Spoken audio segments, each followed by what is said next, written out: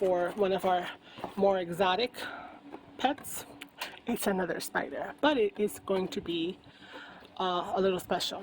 Now, I posted the reels in a reel in what was it? A little video, not a reel necessarily. In Instagram. Oh my god, I couldn't think of the word. So I'll put my Instagram handle for my stuff. It's not the same as this channel name. I don't know if I want to change it to that, but we shall see. But I've been posting a lot of things that have to do with me just doing stuff, which is why this channel is named this. I'll put that, like I said, that channel link, that so if you want to see the other one. But I have already, and I just got these jumping spiders from around the house, and Henry from around the house, in the backyard, etc., etc. I've already upgraded to tarantulas. Yes, you heard me, tarantula with an S, because the first one was yesterday and I posted that video, and today I went and got a second one. So I am going to be making the enclosure for him. I don't know if I should call them hims or hers. From what I've been watching from the tarantula community, spider caring for community, you really can't tell that they're a female until after they've molted and gotten almost to a size where you can actually take the molt and examine their abdomen looking for something. But it's basically like a pouch where the sexy time or the hubba time or whatever they call it, different channel people call it different things. But yeah, so I am new to the hobby, and I need to be cost effective. So, and some of these enclosures, just buying them is ridiculous. So this is a sneaker box that I purchased from online, and basically I had holes drilled in the top, and I purchased some desk inserts. Now you're like, damn, you purchased a lot. Well, a habitat of this size can be upwards of like $60, and you're gonna see the size in a minute. The two sneaker boxes were like $37. The little inserts were $16, and they came with the bit in order to make these holes. And yeah, all the other stuff is gonna have to be there regardless of whatever, you know. So I got two pretty decent size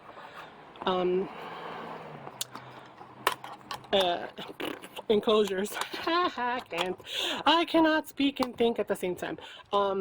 Enclosures, because my OCD makes me want to point them this way. So the reason why I did this is ventilation on the top. So this is the top that I'm just putting these little things in. It's because I can leave it open if they're not too big. If they're kind of small, they're juveniles, so I would leave it like that. But this is the top. They do crawl, but they can't escape. But when I want to feed and interact and whatever, I can pop this out, and I can stick the what is it called? Tweezers, the long tweezers to do the feeding. And so that's from the top, even though the lid does open. And I'm going to show you that once I can put these, let me just put this over here, put them all together. Then on the sides of the enclosure, I want to have access to giving them water, because where I'm placing the water dish, and I can pop this out again, stick the water spouting thingy-majiggy in there and fill their dish with water, and again leave it open for ventilation, and the other side. So yeah, I had a plan. Hopefully I'm in the vision. So this is like that and so far. So we've got the two sides. I'm not putting adhesive because they feel like they're in there pretty well. This one's not laying as flat as the others. So, alright, it'll be okay. And then these are the front and the back. So we put holes in the front using like a soldering iron, and holes in the back. So technically, the box would be like this, and it would have an opening in the front here.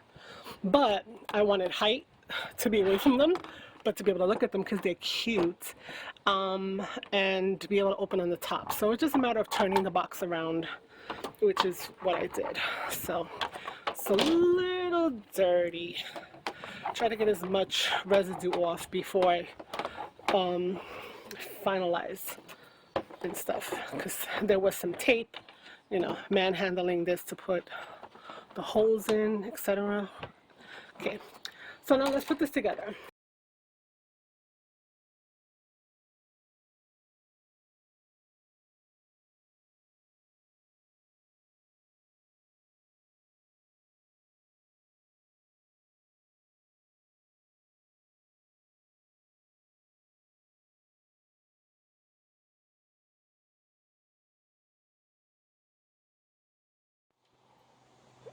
Okay, I'm hoping that this is going to be a good angle. I'm going to keep checking on it because I am standing next to the table. Hello. Going to do very similarly what I did with the other one, except that I do have some other things because this is a tarantula. And I took apart some of the stuff already because I don't want you watching me rip these guys off of, you know, off of whatever, dollar store stems. So I'm going to put some soil in here. Okay. Now, I don't know if I mentioned it already, I might mention in the other video, but there are different types of spider tarantulas that I know of so far. It might be the only three, but I don't know. One is arboreal, which is what a jumping spider is, and those are like, they like high up places. They like to be up in the area up above, and then there are terrestrials, which is what this tarantula is, and then there are fossorials, which like to be out on top but also like to burrow. This is an opportunistic burrower from what I was reading, so we're going to see how that plays out. Now, right now I've got a little bit of substrate. That's about as much as I want to give it because I don't want it to burrow and never see it. So the other thing that I did was I purchased this hide, which is usually people will put it down like that, call it a day, and then what would happen is that the spider is going to hang out, or the tarantula is going to hang out there like 24/7. I am trying to be sneaky, so what I did in the last one is I put some inside, dirt-wise inside, and then I put it against here, and I'm trying to give it a hide, someplace to be, but where I can actually see it in there. Now, whether or not she's gonna fall for it, I don't know, but that's what I'm trying. So I'm propping this up, and alongside of that, I am putting some decorations, because why not? I got some rocks. I'm gonna just add to right there, and then I have a water dish. So what I want to do is I want to put the water dish in here near where I plan to put the water. You guys can see that, hopefully, right? Which is right about there. Now, how she reacts to that, don't know. And I think I'm gonna put that. Maybe not.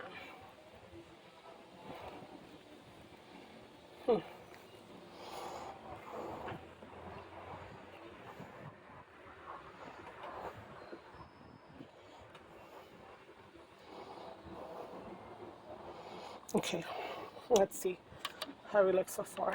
Some fake plants on this side.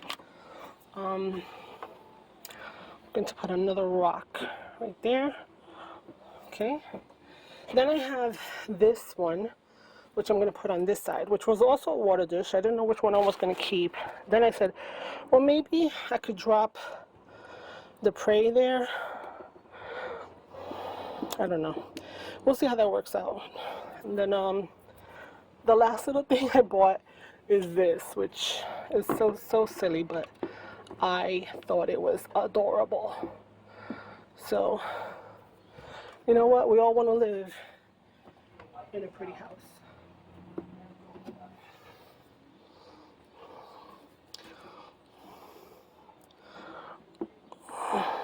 No, that's not going there. Let's put that here.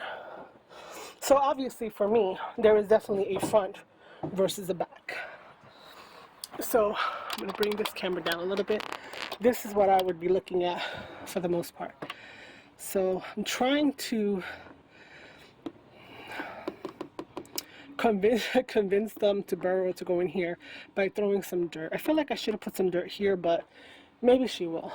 On the back side, the flowers, the water pot, I can access the water from here, like I was saying. On the side, this is just something cute.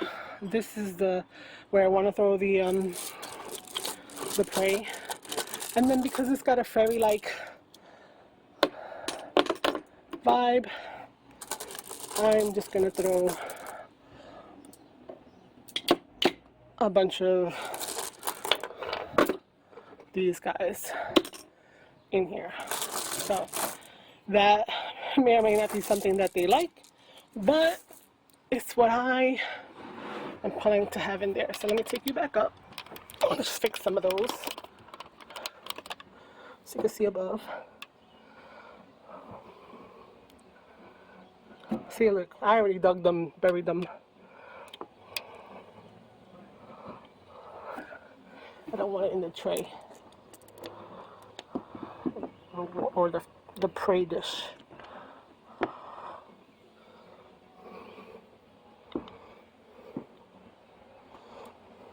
Okay.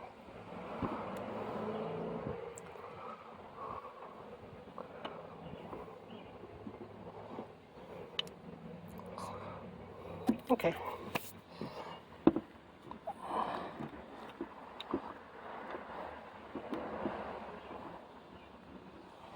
Okay, there she goes. What do you guys think? Let me see. This is a little bit coming off of here. You know what? It's gonna give me opportunity to put a little more dirt back there.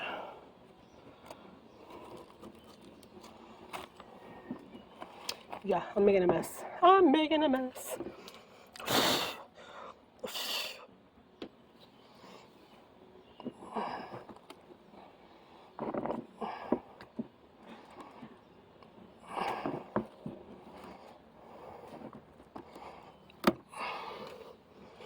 Okay, so the point of putting some more dirt in there was to also be able to kind of push this guy more forward. So what I'm trying to do is make this be more to the edge.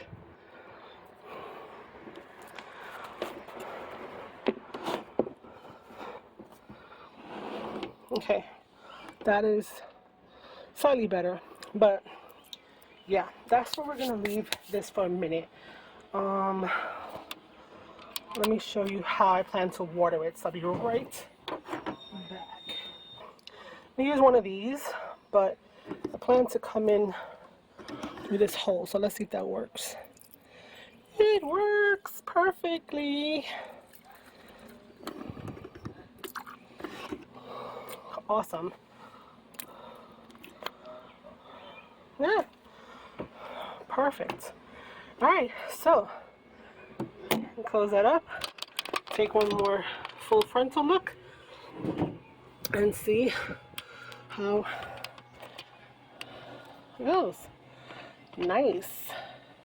All right, so we're gonna house this guy from the straight from the pet shop, and I'm letting my child do it because, you know, that's their sibling now.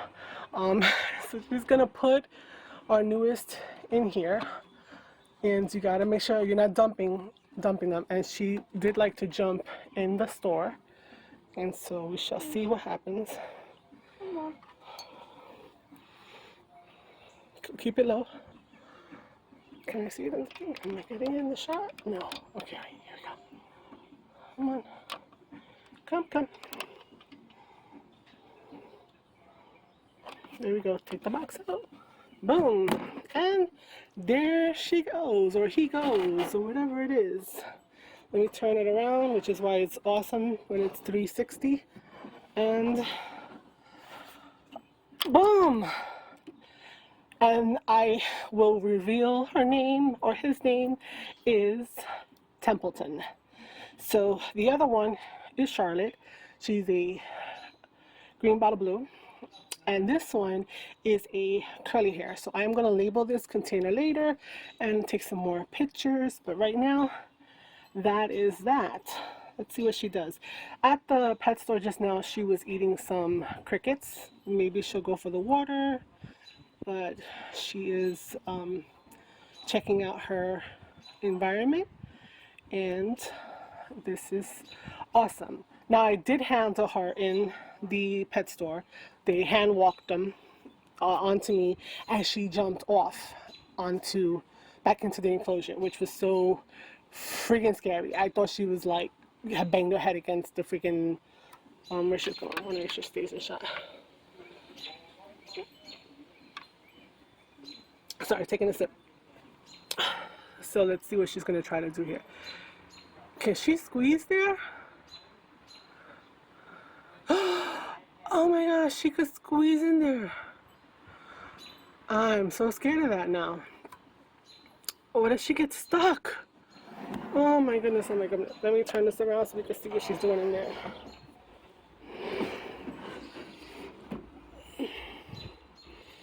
Wow. Now I'm curious if maybe I should, oh, sorry, I took it out of frame. Maybe if I should put some hot glue here, get her out, and put some hot glue, and that way she can't do that, because if she's bigger, I guess if she's bigger, she wouldn't force herself. I don't freaking know. But anyway, so this is Templeton. She is a Nicaraguan, no, not Nicaraguan, she's a Honduran curly hair. So I'm gonna put her name, her commonly known name, species, and then the actual species information there. So the reason I picked Templeton, as I was saying, was that the green bottle blue is just Charlotte. For no other reason than Charlotte's Web, my love of spiders, and even though I have a bunch of jumping spiders, they all have boy names because they're all black, and from what I know, all the black ones are boys. And so what happens is that I've just been calling them all boys' names. Now with these, it seems to be the trend that people will call them by she names, girls, But everyone's hoping for a girl because they're thinking about breeding. I am not thinking about breeding, so that is not a concern of mine. I just, want to have little pets. So I'm calling it Templeton because I thought of Shirley Temple at first for the curly hair, and that's something that my uncle would always refer to me. When I was younger, I had super curly hair. But then I remember Charlotte, and I was like, oh, Templeton. So henceforth, she or he, I'll probably call him he, will be called Templeton. So welcome to the family.